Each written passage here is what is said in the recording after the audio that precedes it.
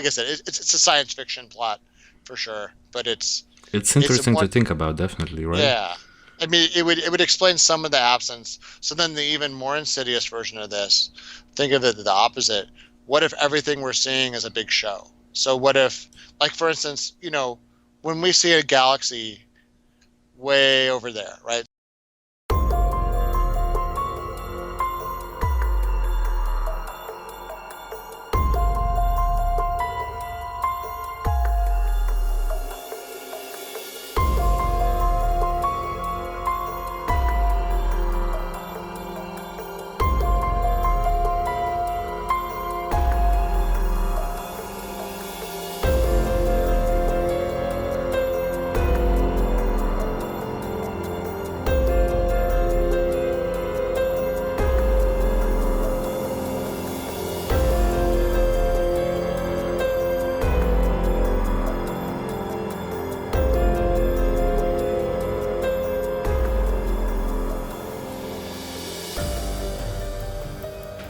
And we are live.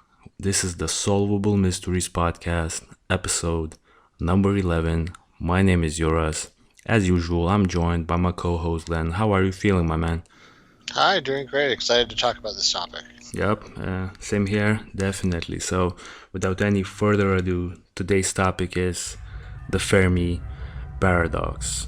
So, just to get our viewers up to date who may have not heard about this concept, I will quickly explain what it is. So, the Fermi Paradox, named after the Italian-American physicist Enrico Fermi, is the apparent contradiction between the lack of evidence for extraterrestrial civilizations elsewhere in the Milky Way galaxy and various high estimates for their probability. So, the main points of the Fermi Paradox would be that there are billions of stars in the galaxy that are similar to the Sun, and many of these stars are billions of years older than the solar system. With high probability, some of these stars have Earth-like planets, and if Earth is typical, some may have already developed intelligent life. Some of these civilizations may have developed interstellar travel, a step the Earth is investigating as we speak.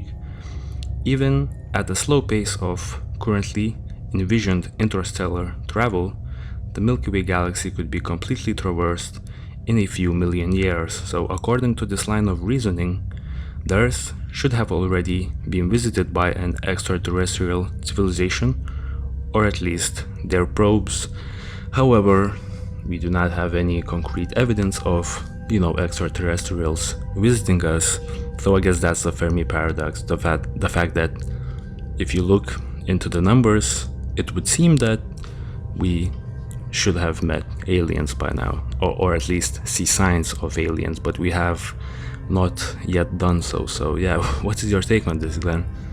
Yeah, it is. I mean, it's one of those interesting things that because it's such a big picture idea, sometimes it takes a little while to wrap your head around it, and then when you think of the implications of it, it's either really disappointing or really puzzling or really scary. It's one of those really big picture ideas I think is, as big as any of the biggest questions you might have, like what is this all about? How did everything start? Is there a God, etc.? It gets to that level. So just to rewind it for a second, it's kind of interesting where the question comes about why it's named after this famous physicist. So if you look at the Manhattan Project, during World War II, it was such an interesting thing because you had this project that had so much government resources. It was literally like several percentage points of the U.S. GDP at the time, which is really saying something. I don't think there's been a comparable like federal project with that kind of money since then. But what it did, besides put a lot of effort behind nuclear weapons, nuclear technology, was it put a lot of really, really smart people in one place. So you had people that used to be, pre-war, they were working out of different research universities around the world, and then the war happened, and the Nazis, etc. People were fleeing Europe, and just it was our good fortune that we were able to take several of these geniuses and put them to work at one place. So it's kind of interesting thinking about, like, your work lunches now, or when you were in high school, you and your friends, you go and it's lunchtime and you go to the cafeteria or the lunch area. Well, like, these are super geniuses that are all going to lunch together. Yeah. And they start talking about, just whatever. Maybe they're talking about work, but then they start talking about stuff that's like maybe on the edges of what they know. So, they're working on the bomb, Edward Teller's there, etc. People that are working on the H-bomb. Yeah. But they have other hobbies, right? Like just like you and I. So anyway, they're having this kind of informal conversation, and they're talking about maybe the possibility of life on other planets and other stars. And like you mentioned, Juras, you've got billions of stars just within the Milky Way galaxy. You've got more than one galaxy in the universe. You've got a potentially infinite universe. And you've got this equation, which later became more formalized under the Drake equation. It's still not meant to be anything more than kind of a representative framework to think about this problem. But yeah, so just think, like, you have all these billions of stars, you have these percentages that life will arise, and you can kind of mess with those variables to say, well, maybe life is more likely or less likely with certain star types. Maybe life is really easy to form, maybe it's less likely to form. Whatever that is, that's a percentage you put against a variable, and that comes up with an answer at the other side that comes up with the number of, let's say, life-sustaining planets. And then, right, so far so good. Okay, so then his point was that number should be enormous. Even, with the big emptiness of space, that number should be overwhelming. And then as we'll get into, there are some ways, even for over like what's a relatively small amount of time, let's say a million years. A million years is a blink of an eye in the age of the universe. Of course, yeah. In that period of time, a civilization should have been able to make things to explore the universe, even doing it the hard way. So even not exceeding the speed of light, which, is a major downer on trying to explore the galaxy, it takes, Of course, yeah.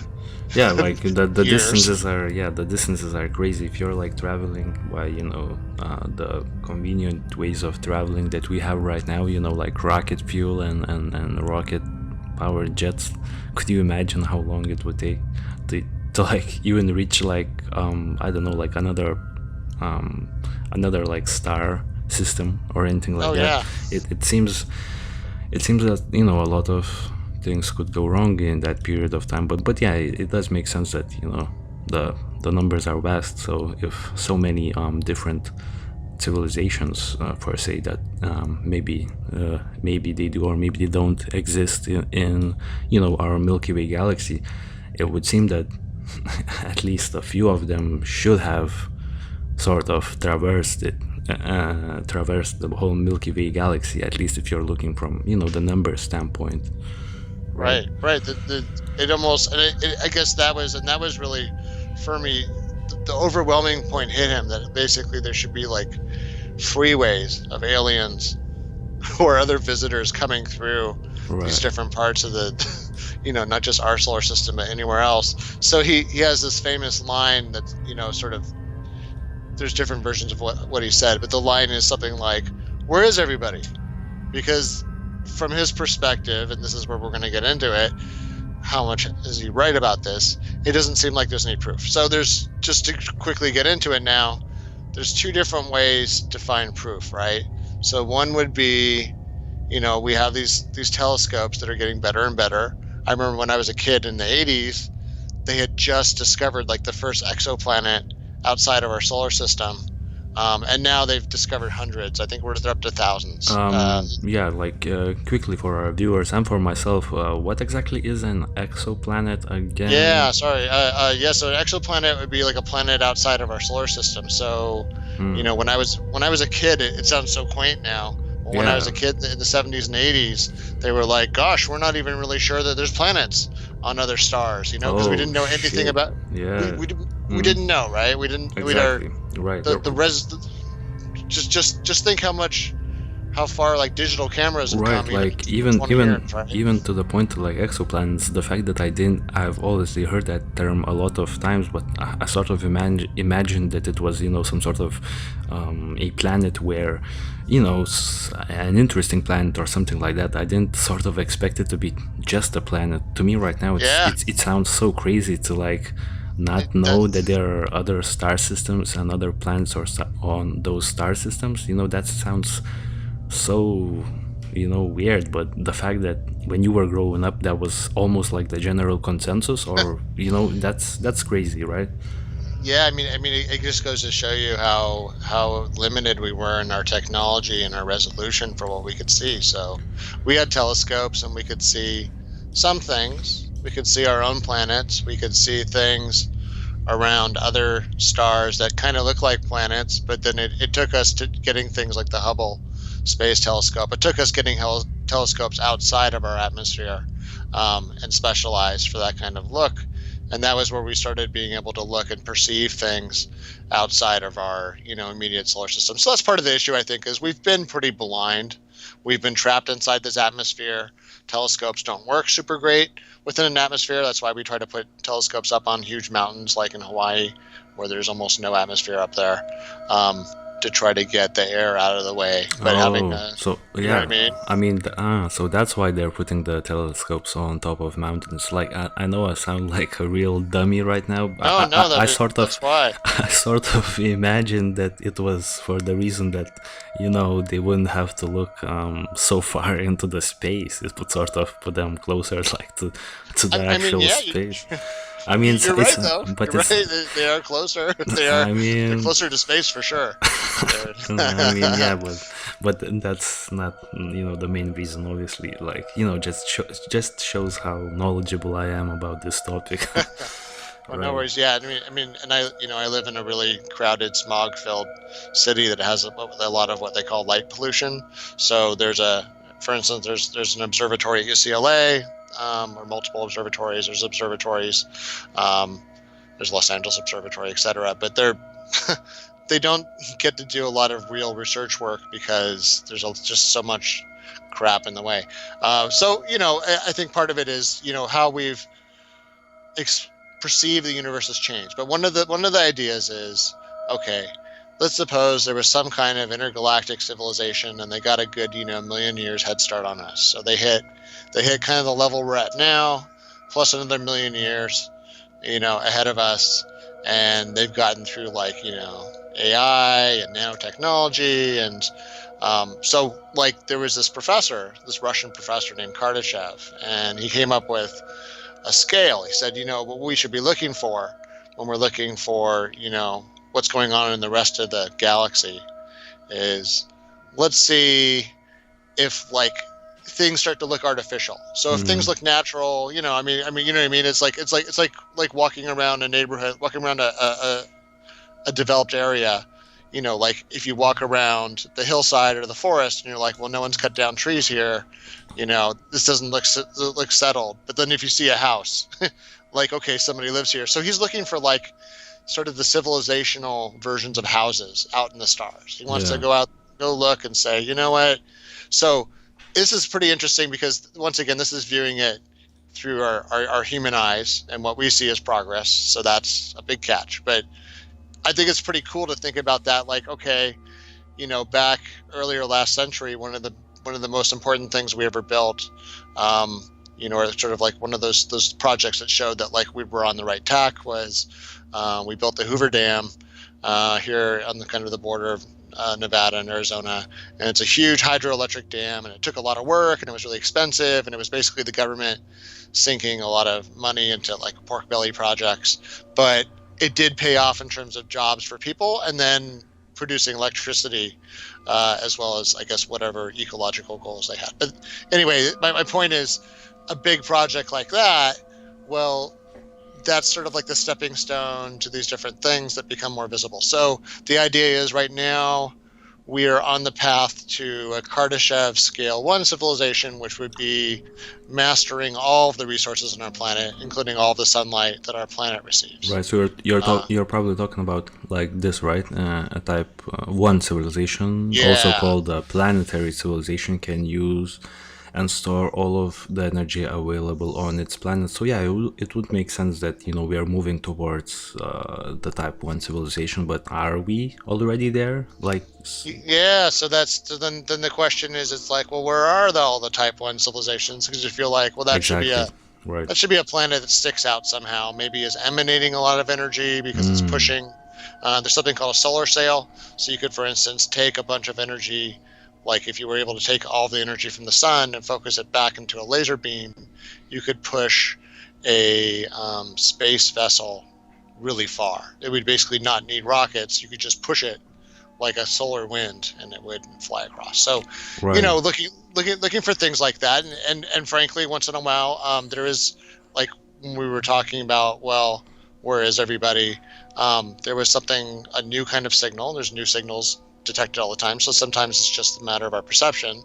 There's something called FRB, fast radio bursts, which are these strange, extremely strong signals. We're seeing them all over the universe right now. Um, they're coming Mm, from some of this. They're coming from both very new and very old parts of the universe, which is strange to us. So it makes us think it's a natural thing. But it's a case in point of like that kind of signal has been hypothesized to be a way to push a space vessel across. So maybe that's what that is. Okay, so then the Type 1 is Type 1. So now Type 2, you figure once you got Type 1 going, it's only a matter of time till you do Type 2. So Type 2 is, case in point, we've got the solar system. We figured out how to get everything solar, and maybe we figured out things like cold fusion technologies that allow a massive amount of energy for what seems like a relatively yeah. minor amount of input, Hmm. if we can get them to work. So that's part of nanotechnology, AI. Okay, so then it would be taking your whole solar system and reconfiguring it, which means taking your planets out of orbit, breaking them into pieces potentially, and making what's called maybe a Dyson cloud or a Dyson sphere. So think of if you had your sun and you constructed a big shell of like solar panels around it. So a big floating cloud of solar panels Right. collecting every little bit out of it. So we're like, well, why don't we see that? We think like, well, maybe you don't see it because the It's sun, not yeah, right. it's covered, right? Maybe, but we should see the gravity. Oh, that's why We you should don't see the see it. gravity. Right. I didn't really think about it. I was going to say we don't see it because it's maybe not viable to do so for some reason. But yeah, maybe if someone, out there is doing this, then, you wouldn't see the solar system at all, I bet, because there would be no light, around it. At least that's what I'm getting at. Yeah, that makes sense. So then they look for things that are weird like that. So one of the things, there was a system for a while, I can't remember the name of it, and it was a suspect system. Where like, oh, maybe there is something over there because we're getting better at being able to see things that are far away. So Right. we saw this one star, and it looked like this weird cloud kept coming in front of the Yep. star in orbit. You know what I'm talking I about? know what you're talking about. Yeah, it I was a wish TED talk, and right. I wish I could look it up right now because it was crazy. Like, yeah, I know what you're talking about. Yeah, go on. Like, I'm really interested yeah, now. it looked promising. I think it turned out to not be reproducible, unfortunately. But what they were looking for is like, a planet passing in front of a star that's far away, because we're looking at pixels. We can't really see very clearly what's going on because it's so far away. Our resolution is just too poor to Right. pick up the kind of detail we need. But we see something pass in front of the star to block the light, and we're like, okay, well, if it's kind of shaped round, we're like, okay, that's probably a planet. But this was like a strange diagonally shaped curtain that looked like it could have been a huge complex. It looked like what we were looking for. Like, we're looking for a bunch of machinery and crap and metal and floating things and things blocking the sunlight, things that look like they're trying to harness all this free power, Right. right? Because solar power is like the freest energy there is if you can capture it. Exactly. Um, yeah, yeah. So anyway, so that's we're searching desperately for something like that. And then type 3 is like God level. Type 3 is like, okay, not only are you so good at doing that, you can do it for multiple solar systems to the point where you may have taken over your entire galaxy and turned it into a big energy computing whatever machine.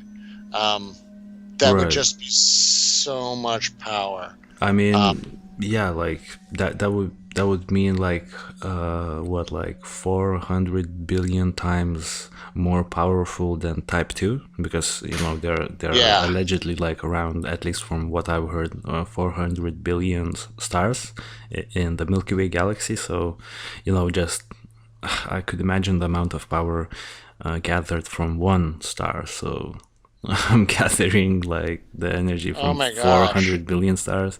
I mean, whoa. So, How so would you even control that amount of power? Like, that's crazy. But I, another thing, yeah, before you go on, I would like to say that we would probably yeah, have noticed a Type 3 civilization by now if there yeah, was right. one in the Milky Way galaxy. So that's like both. I mean, in a way, it's very. Um, what's the word I'm looking for? It's a relief. It's a relief we don't see that, because if we saw them, they probably would have stepped on us by now. Exactly, Um, right? we may not be here. We might we might be like their food. Um, Or yeah.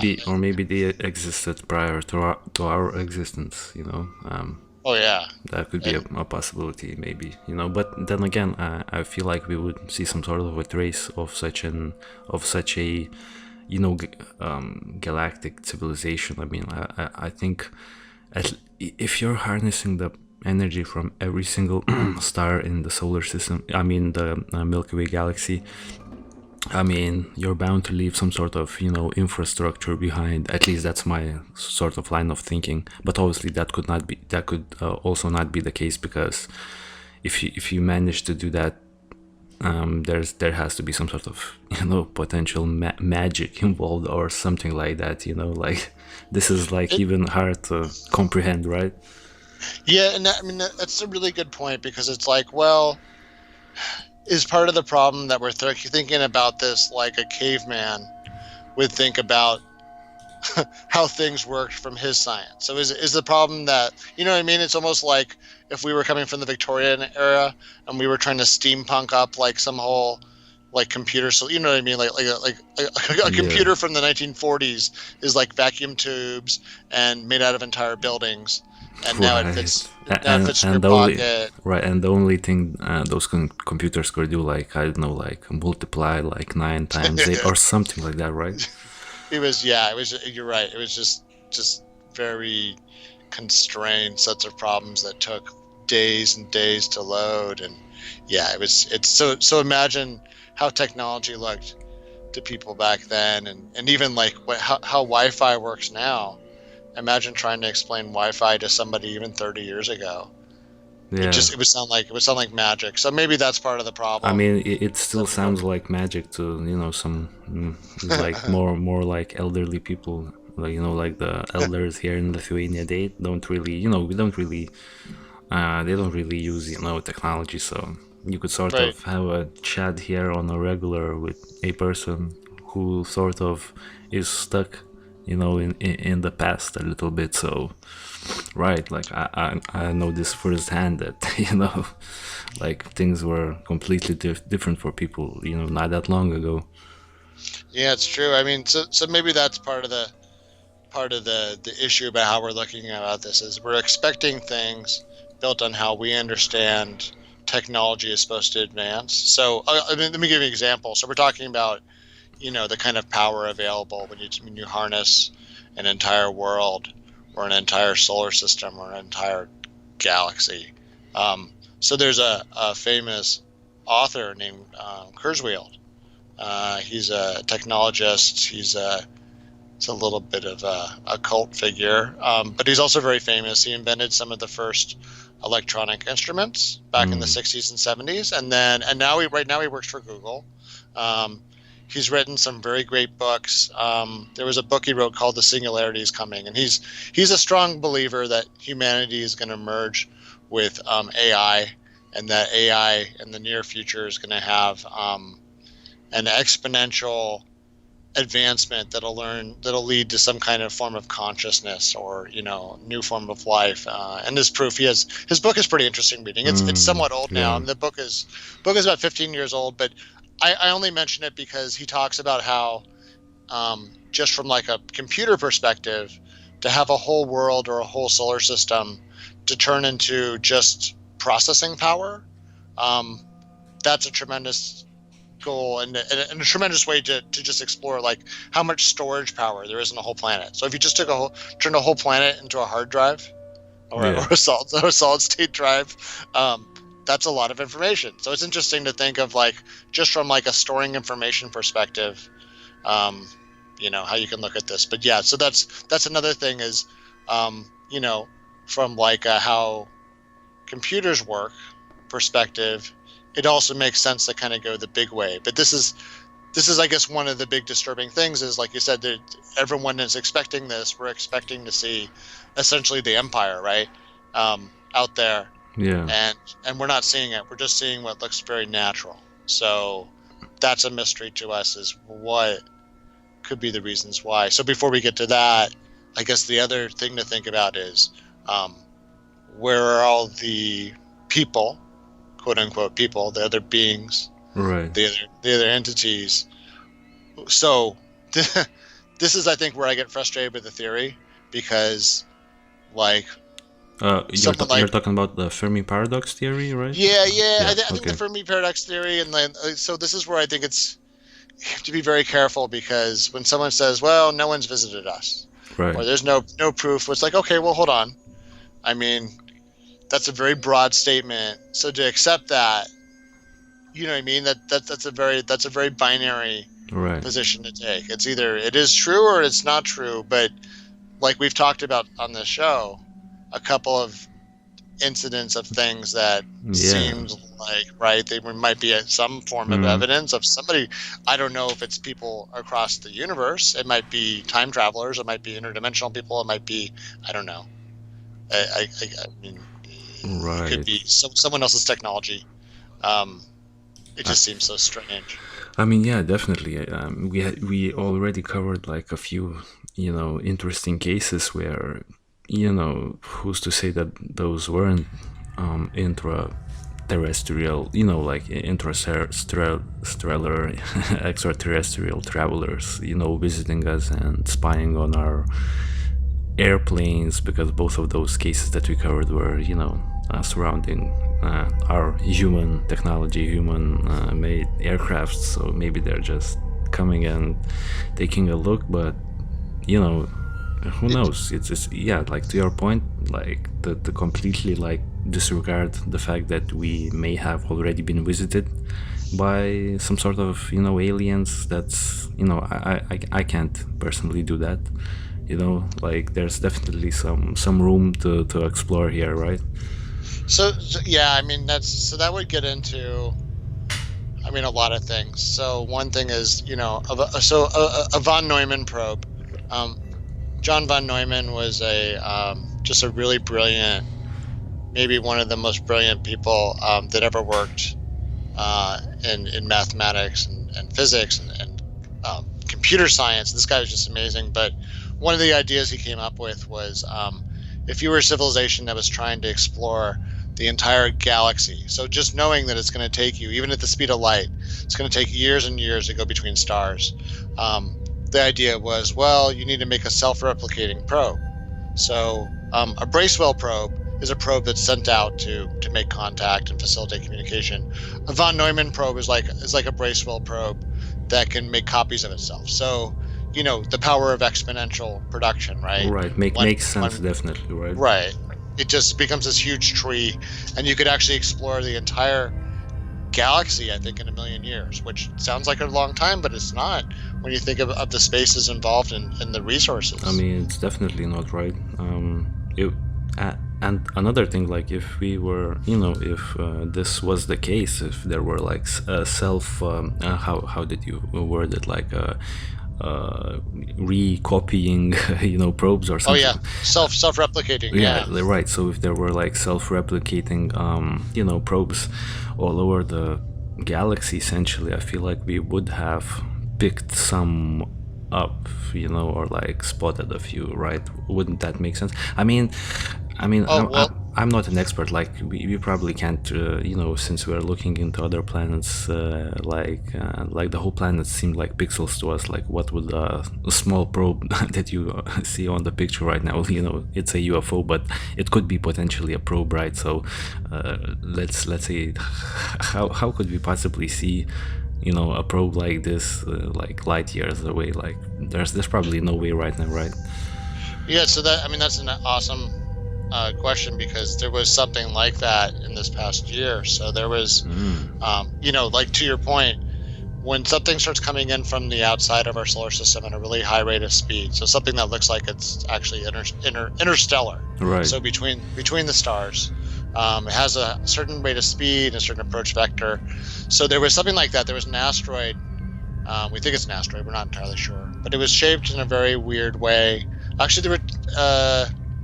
Yeah, so this one was strange because it was shaped strangely, and there was actually an astronomer in Israel who accused it of being an alien probe. So he said that it had picked up speed on the way out from the sun. So it did the hook around the sun.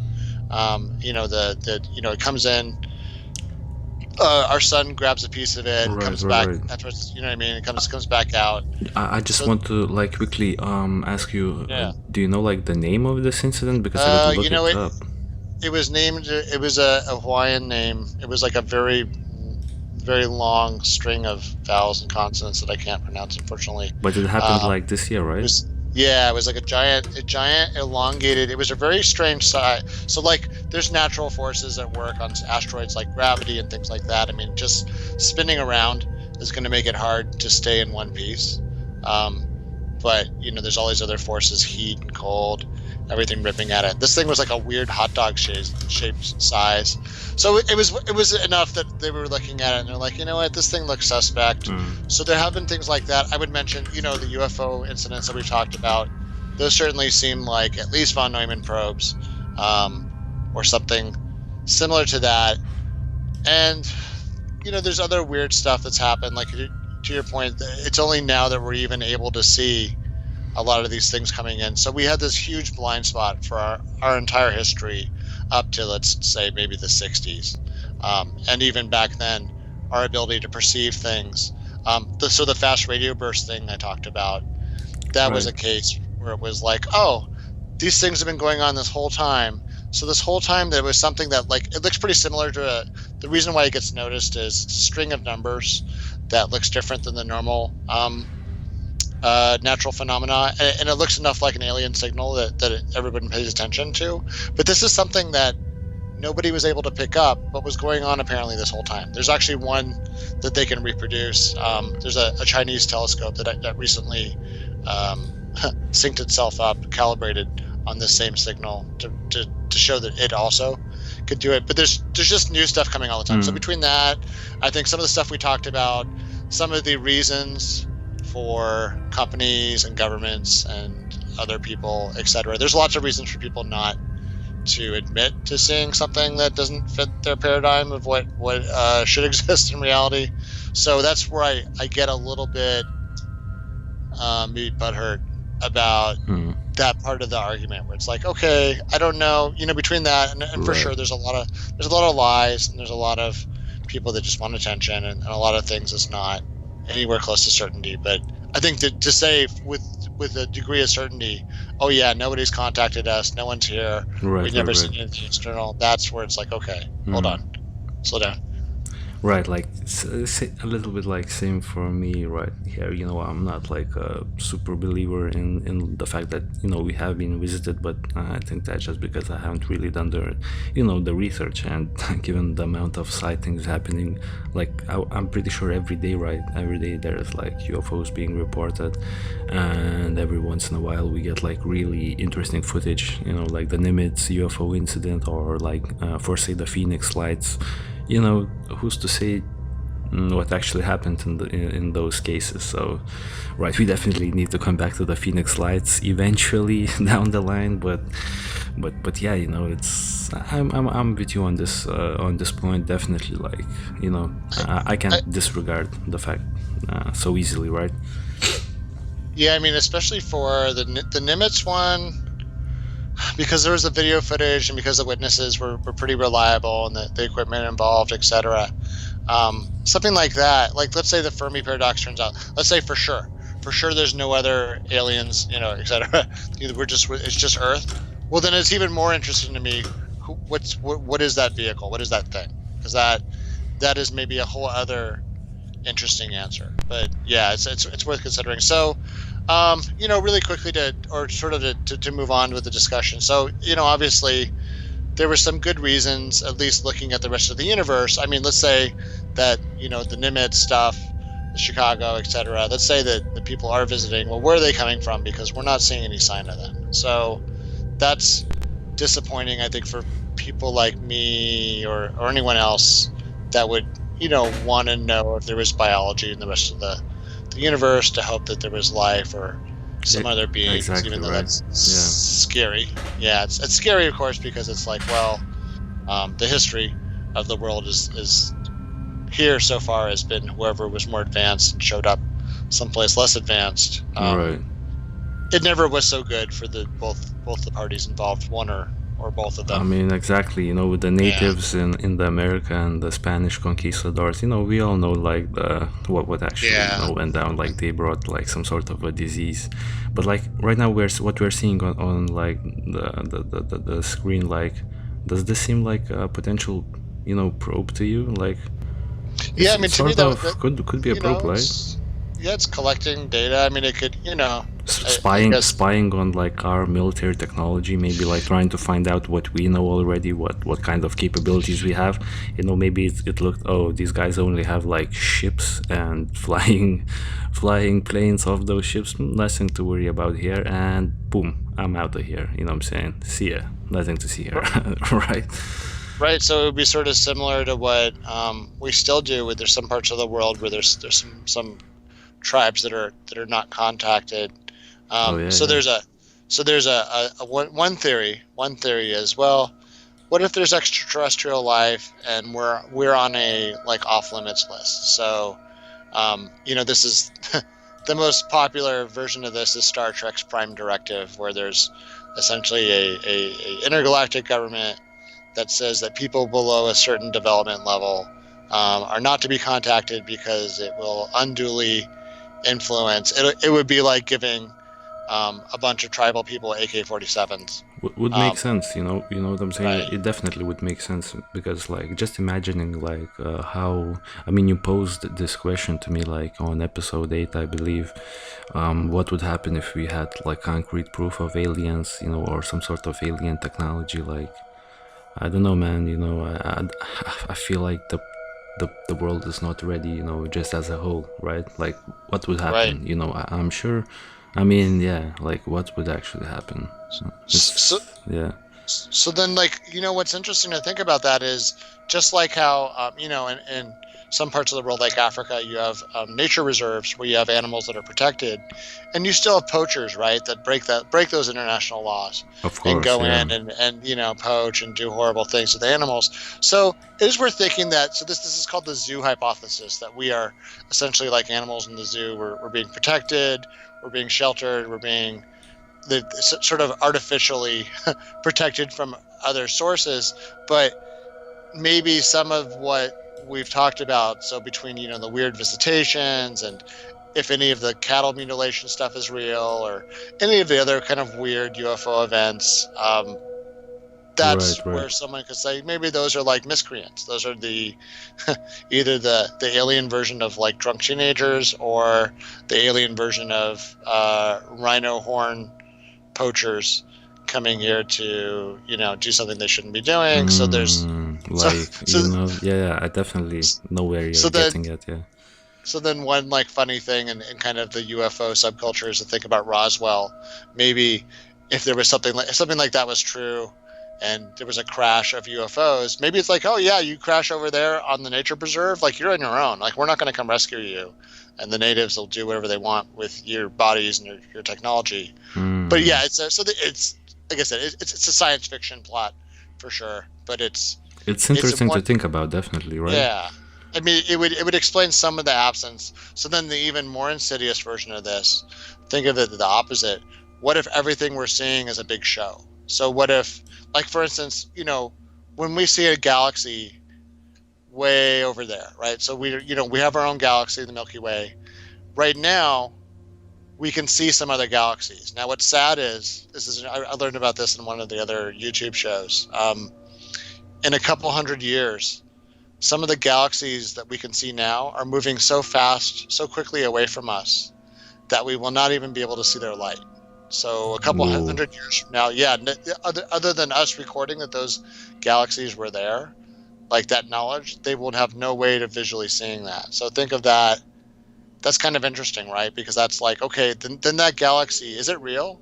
Is it real to us? If we could never get there, so we could never travel, aside from finding some weird shortcut to somehow go through space and time from here to there, breaking the speed of light, maybe quantum mechanics or something. There's no way we're ever going to get there. So then the point is it even real? Like if someone wanted to simulate that for us, would they even have to make it real, or would they just have to make the light show? So that's the planetarium theory. That's the one that kind of blows your mind a little bit.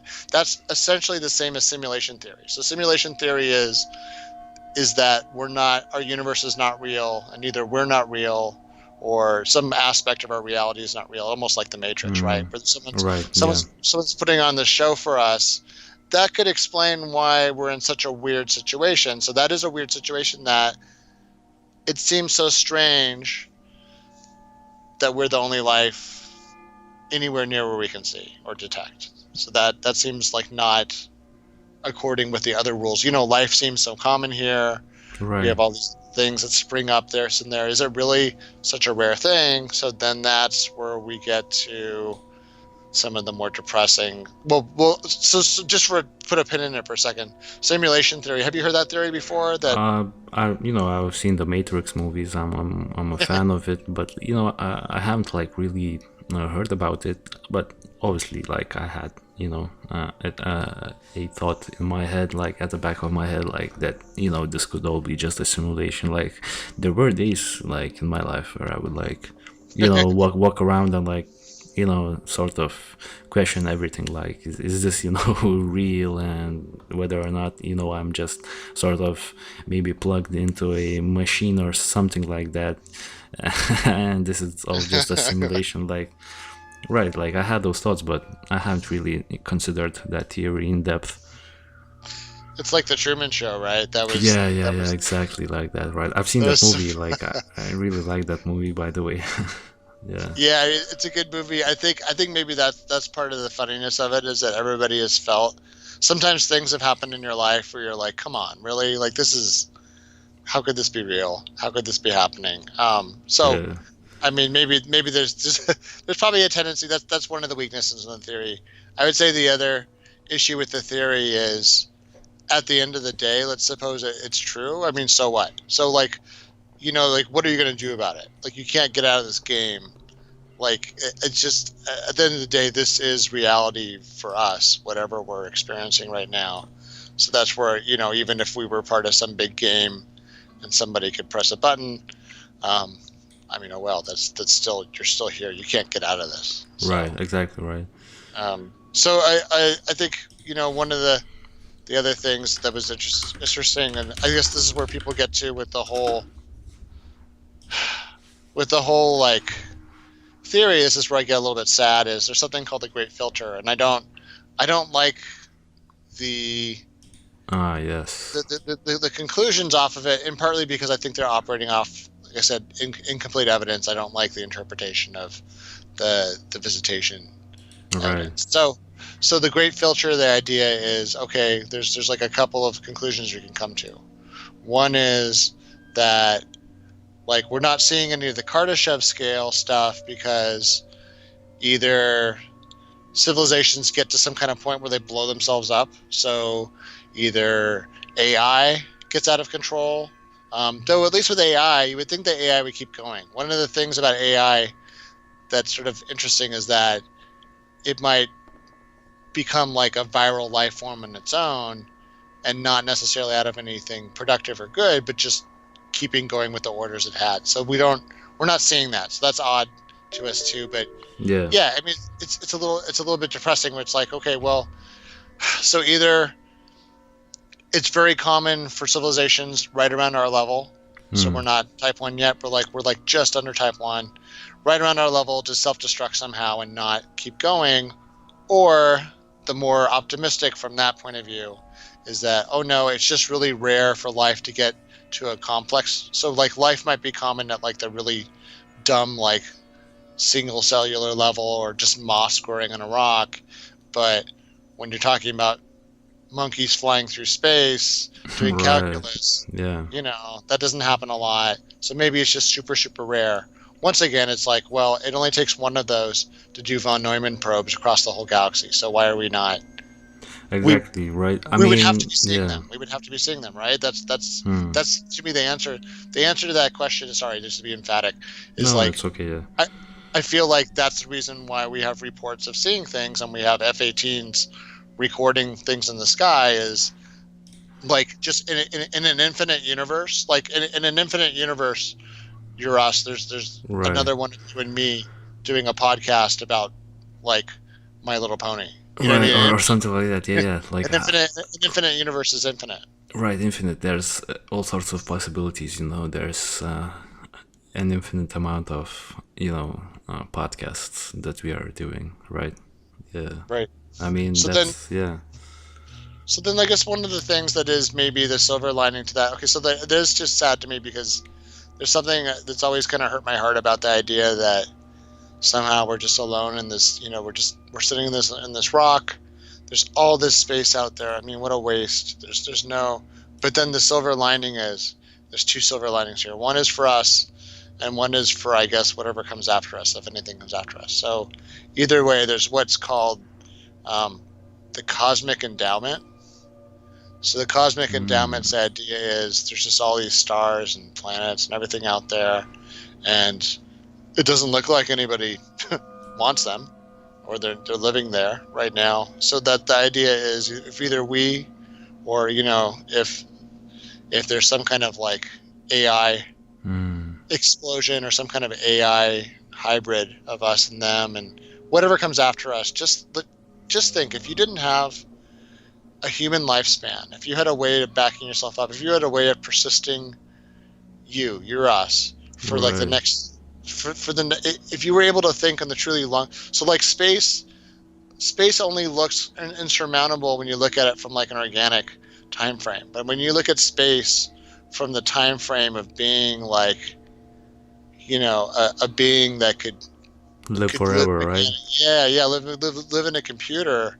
Just think of all the work you could get done between here and the nearest star 9 light years away, right? And you could somehow run an empire that way, and It would be able to do and just the power. So then that gets into the crazy thought is maybe the other part of it is maybe part of the reason why we don't see everything is we're still thinking at this very juvenile level of expanding out, and maybe the real expansion, there's the idea that maybe you start to untap other gateways, other technology that just really dwarfs what's here in our own universe. Mind blown right now, because like I was sort of thinking about like honestly, like if you have all of that technology, but what's even the point of colonizing the the Milky Way galaxy per se? Like what's the point? You know what I'm saying? Like it's not like there's a lot of competition as far as we can tell, right? Maybe they're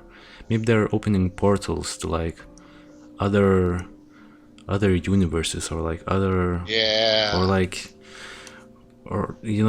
whoa, like you really need to like smoke some weed on this one, to really like holy goddamn, right? And that's where it's so interesting, right? Because if you were like, just think about that. Like if you and I and everyone we love, if we were like in a matrix, right, in some kind of uploaded reality, and then you had the actual reality. So you have the real reality where you're just making that computer, that kind of like, because that's an ecosystem, right? That's people living and interacting together.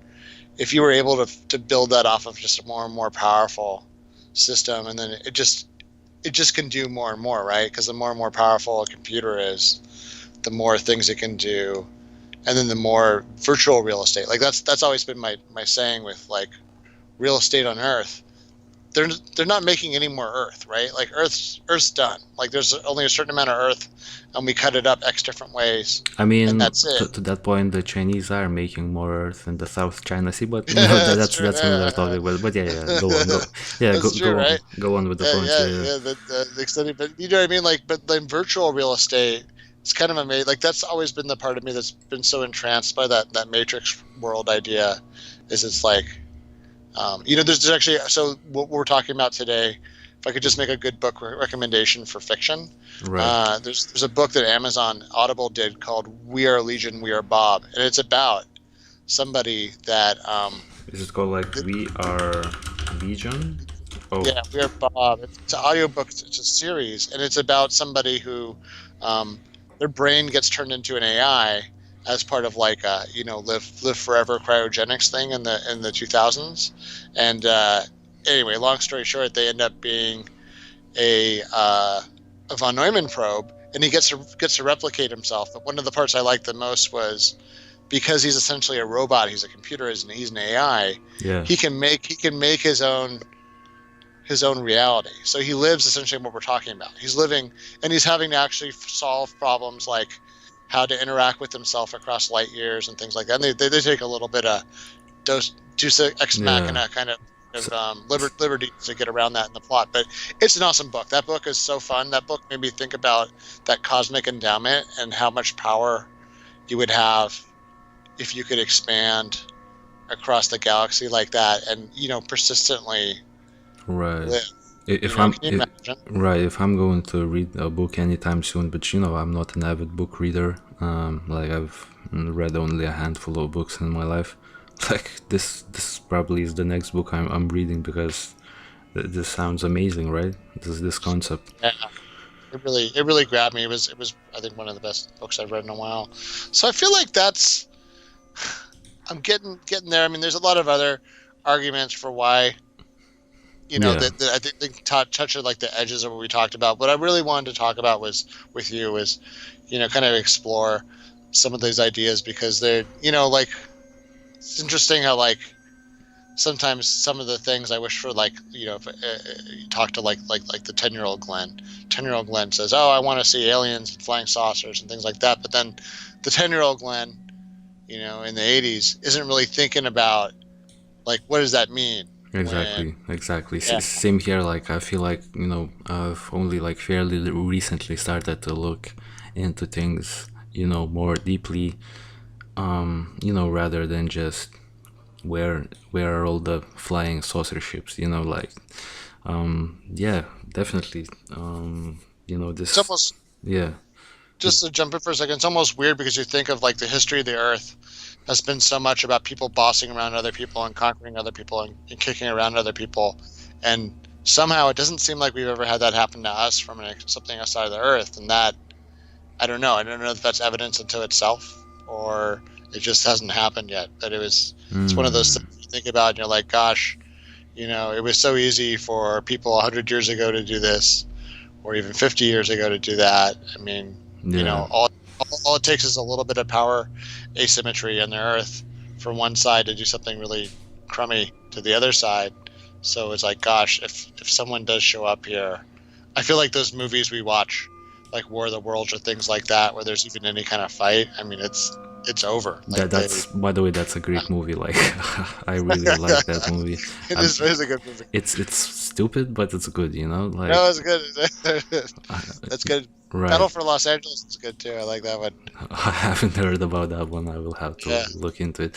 Right. So yeah, since we're I feel like obviously we could like talk about this topic for hours and hours and hours with ease essentially, but I think we covered like the main theories and like or most of them at least. So like I guess in conclusion, like what is your like general take on like aliens in a sense of what are you leaning towards? Why are we Yeah. not seeing them? Like how would you answer the Fermi paradox in your own words, I guess? Yeah, it's funny because it's so okay, so I mean, you could go down a couple possibilities. From like what sounds like more wacky to things Yeah. that are less wacky. So it's interesting because one was like I said, there are aliens, but someone's hiding it, either the government or some kind of conspiracy. And it's interesting because there was a quote from an astronomer who said that this is a quote from actually Wikipedia. I like what he said. Hmm. So he said, regarding the idea that aliens are in secret contact with governments, David Brin writes, aversion to an idea simply because of its long association with crackpots gives crackpots altogether too much influence. So does that make Oh, sense? So it's right. like it's just like the word Yeah. conspiracy, Yeah. Yeah. Yeah. because conspiracy just means more than one person conspiring together to make something happen. So conspiracy, because it's been linked, like he says, with crackpots, it's like crackpots get too much power in that they're able to dissuade people from even considering an idea. So they've so poisoned the well that you won't even consider something, and it's like, well, that's unfortunate because you're almost like giving them too much power, and you're blinding yourself to something that um, somebody else is biasing you Right. unintentionally. So that would be like from more of the wacky explanations, right? Yeah. I mean, that's where it's like, look, that's Fermi paradox requires that you not see anything off in space, and that you not have any evidence that someone's visiting you here. So, Right. like, if either one of those two is not true or not completely verifiable, then your theory falls apart. So that's one theory. I think the other theory is, I would lean more towards, if that was true, and it was like, oh no, um, I don't like the great filter ideas of life either being really hard to make. It doesn't seem likely to me, or Hmm. the opposite, that life keeps self-destructing. I agree. I think life would self-destruct. That's what's odd to me, is that you're not seeing like a big like Death Explosion. Star. Right. Right. Yeah, right. Like imagine if like the Death Star had like a blowout, in a star system somewhere or a galaxy. Maybe sometimes that's what you see. Maybe some of what we see with the super black holes are some kind of industrial accidents, or Hmm. conversely, those have also been thought of as ways to power a really large, like a Type 3 civilization. Exactly. Like that would make sense, That So then, would, if you don't yeah. see those, then does that maybe point to us being in either a zoo or a planetarium or something where they're simulating Right. reality for us? I mean, That's why there's.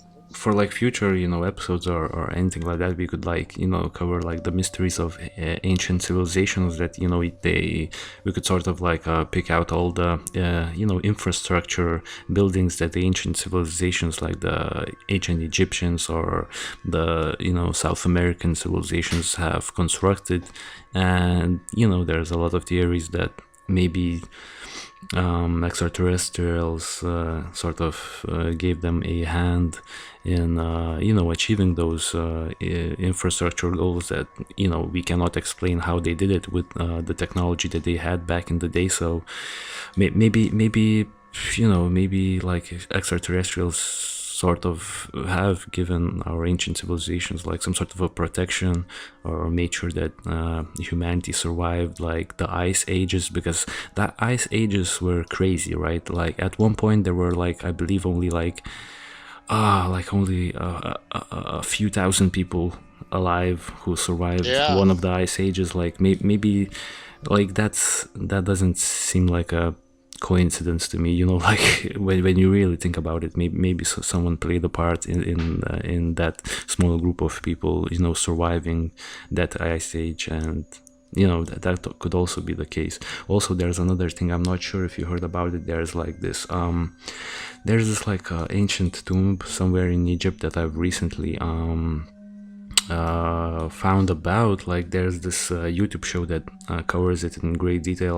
I will definitely let you know about it later on, where essentially there are granite tombs just carved to perfection like thousands of years ago. Like there's and the funny thing is, like, we couldn't do it right now. Like the size of those tombs, like carved out like granite, perfection out of like granite, a really like strong material that could crack easily if something, like if even an inch is off. So and there's no way of making those tombs right now. So there's a lot of like interesting things like that. So I think we can definitely come back to this topic just in general, right? Yeah, there's that, just to close it with, there's like a weird rock formation up in, I think it's like by Norway or something. It's underwater, where it's like it looks like the Millennium Falcon fossilized. Like it looks like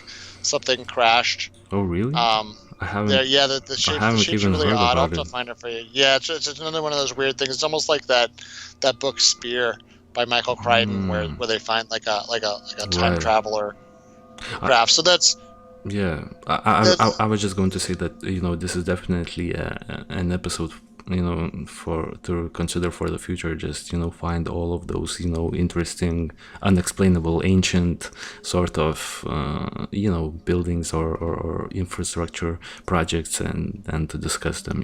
Like I think that would be interesting, right? Yeah, but like Yeah, I think so. I mean, to me, it almost makes you wonder, like, if it is so silent out there and everything is really like, they even, I guess, to close it with, just the final theory is, maybe I was going to lean towards simulation theory or planetarium theory, where maybe I feel like we're being given a light show, and kind of being, something is blinding us, like, and intentionally maybe it is hiding what's really out there, because it does seem pretty odd. It seems oddly quiet. Um, it yeah, doesn't really seem to match like what we're seeing, and the fact is, physicists keep finding, like, let's call it flaws, like ways in which reality seems to violate some of its own rules, like quantum mechanics and things like that, where it's like, it doesn't really make sense something can be in two places in one time. yeah, Or, there's things like that, the things that one code someone found that looked like they found an aspect of reality that seemed to actually mirror a certain kind of computer code in terms of the error checking. So there were things like that they're picking up, where yeah. like the nature of It's reality seems right. a little bit, you know what I mean? I mean, going into like future, I feel like there's more and more of these findings will come about, and it will be definitely interesting to read about them and potentially discuss here on the podcast as well. So, Yeah. I mean, yeah. So it's we've just reached that hour mark already. So, I feel like. Right, I feel like we've covered a lot of interesting theories. I mean, in my opinion, like what I always considered is the fact that maybe life is actually rarer than we expect. At least that was my like sort of line of thinking. Like sometimes when I just walk around like in the street or whatever, or like I'm traveling somewhere to like some sort of nice natural places or anything like that. Like I look at the mountains, I look at the forests, I look at at like the sunshine and the sun, and everything seems like really really perfect. You know what I'm saying? Like life on earth seems perfect. Obviously there are all sorts of natural disasters, and that's just what I see. Like places like Pakistan or Japan, or like the Malaysias, or even the countries around the Andy mountain ridge. They all experience tragic disasters. So yeah, it doesn't really seem that perfect to those places. I understand, but like just general where I live, in like the flat plains of Eastern Europe, like everything just seems so perfect. Like it was sort of designed for us. You know what I'm trying to say? Like Yeah, it which, doesn't even like feel like it's something that could happen by chance. Obviously the universe is so vast, so obviously it could happen by chance, but just to think that we are like the lucky ones to sort of experience this, I mean, it sort of leads me to believe to like some sort of, even like maybe like some sort of higher power theory, something like that, right? Like it just seems like that. Obviously, if I grew up somewhere like in for say Turkmenistan or Uzbekistan, I probably wouldn't have those theories in my head. But here where I'm at, like things just seem really smooth, right? When I see the dry parts of the desert between here and Vegas, sometimes I have the same thought where I'm like, oh my gosh, how do people live out there? Yeah, no, I mean, I really love where I live too. I look at it and I'm like, wow, this is really nice, especially when I get out during the spring. Yeah, so what you're describing is actually called the anthropic principle, that things look perfect because we're there, because they allowed us to exist and notice that they were there. Right. If that makes sense. Yeah, it makes sense. Like, yeah, that's also a thing that I have in my head. Yeah. But it's weird because it gets more complicated. It was one of those things that came up during the research. It's probably worth another show sometime. But yeah, it's one of those interesting things that, like, even that can be cut a lot of different ways, and the way you look at it, and then it could say different things. It could say that someone made it that way. It could say that that's why it was shaped that way. That's what they always say about evolution, is that's why all these animals always seem so perfect for what they do, because it's just the treadmill of evolution, and just mutation plus cruel world equals things just getting carved to a certain shape, just because that's the only shape that could exist in that niche. Yeah. Okay, so I mean, even when you put it that way, it's like, it's like you really have to like smoke a joint for this episode, right? So maybe I'll do that next time. But unfortunately, we have the most strict drug laws in Europe. I just found out that like yesterday. We have like the most strict in Europe. So wow. Yeah, it's gonna be hard to do that, but I'll give it a shot. Well, I think it was a good. I think what's nice about this episode is we did something a little bit different. This is maybe we'll see if we do another one of these. It'll be an interesting experiment for us. But it's one of those ones where we don't just pick something specific. We're really talking about the scary big theories instead of the scary. It's a philosophical episode, wouldn't you say? Right. I mean, yeah. Well, I guess without any further discussion, I think an hour and 5 minutes mark is like around like a nice mark for us. So I pretty much have covered everything I wanted to cover. Anything you want to say to our audience before we sign off? Nope, that's it for me.